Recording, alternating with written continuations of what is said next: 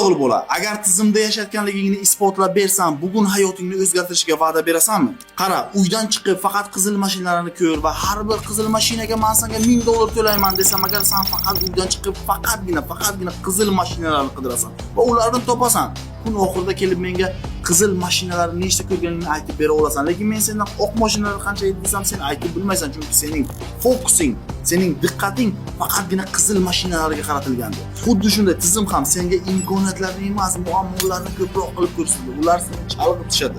Ular senga muammoni bo'rtirib, unga faqatgina yechim ularda borligi, ya'ni ish maoshligida ko'rsatishadi. Tushun, agar sen hammada yashamoqchi bo'lmasang, hamma qilayotgan ishni qilma, shunchaki boshqa ishlarni qil. Qo'rqma, risklar senga yangi imkoniyatlar eshigini ochadi. Bu hayotda maksimum o'lishing mumkin. Zero bundan ham qochib qutulib bilmaysan. Agar o'lishing aniq ekan, senga qancha yashashing muhimmi yoki qanday yashashing muhimmi? Insonning ichida ikkita inson yashaydi. Biri qo'rqoq, biri jasur. Ular faqat ikkalasi jang qiladi. Qaysi biri yutadi deysanmi? Qaysi birini ko'proq e'tibor bersang va uni oziqlantirsang, o'sha yutadi.